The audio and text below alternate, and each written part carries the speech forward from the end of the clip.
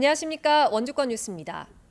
경기 파주에 이어 연천에서 잇따라 아프리카 돼지열병이 발생하자 원주시는 오늘 긴급 방역 대책 회의를 가졌습니다.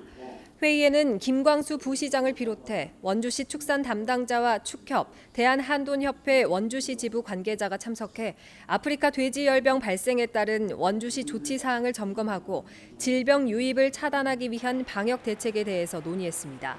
한편 원주에는 35개 농가에서 7만 1,000마리의 돼지를 사육하고 있으며 사료 공장 2곳과 도축장도 위치해 축산 농가들의 긴장감이 고조되고 있습니다. 경기도 파주 아프리카 돼지열병 확진 농가를 방문했던 차량 8대가 강원 도내 축산 관련 시설 31곳을 거쳐간 것으로 파악됐습니다.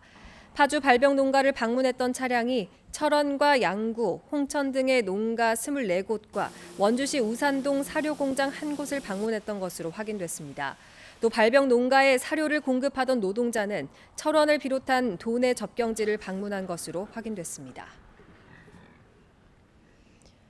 강원도를 관통하는 동해안 신가평 송전선로 건설 백지화를 위한 강원도 송전탑 반대대책위원회가 출범했습니다.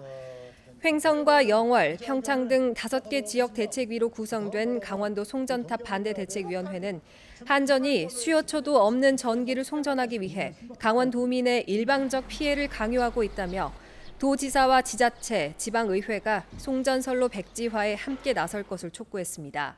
민주당 강원도당도 반대 성명을 내고 한전이 강원도와 어떠한 대면 협의도 없이 송전탑 5,000기가 설치된 도내에 260기를 추가로 설치하려 한다며 강원도를 무시한 한전과 정부에 항의했습니다. 자신의 실적을 올리기 위해 범죄 조직의 대포 통장을 개설해준 은행원이 구속됐습니다. 강원지방경찰청 보이스피싱 수사대는 지난해 12월부터 올해 1월까지 대포통장 알선 브로커와 결탁해 대포통장 13개를 개설해준 혐의로 시중은행 직원 47살 A씨를 구속했습니다. 경찰에 따르면 A씨는 국내에 입국한 적이 없거나 불법 체류 중인 외국인의 여권 사진 파일만으로 통장을 개설해줬습니다. A씨는 경찰 조사에서 실적을 올리기 위해 업무를 하던 중 실수를 저질렀다고 진술한 것으로 알려졌습니다.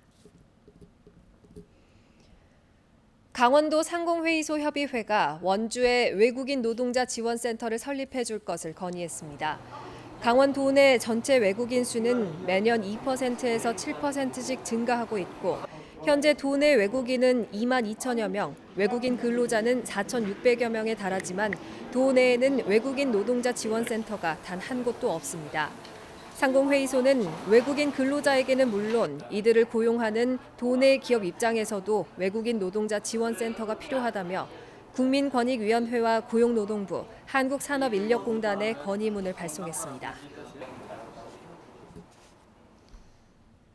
원주와 대구의 편의점에서 강도 행각을 벌인 30대에게 항소심 재판부가 징역 3년 6개월을 선고했습니다.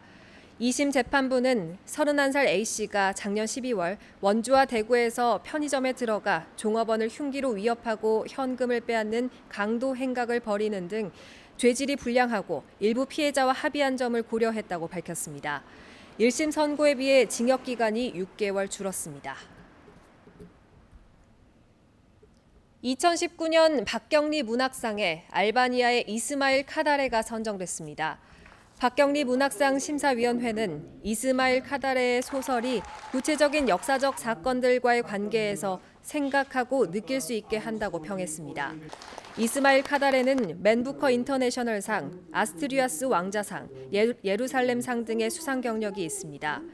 시상식은 원주 박경리 문학제 기간인 다음 달 26일 토지문화관에서 열리고 수상자에게는 상금 1억 원과 안상수 디자이너가 제작한 박경리 문학상 상장이 수여됩니다. 법원 이전 이후 방치됐던 옛 춘천지방법원 원주지원이 7년여 만에 시민들을 위한 전시장으로 활용됩니다. 원주시 창의문화도시지원센터는 학성동 옛 법원 건물에서 문화리 공간 4.3 전시를 오는 28일부터 3주 동안 진행한다고 밝혔습니다. 뉴스를 마칩니다. 고맙습니다.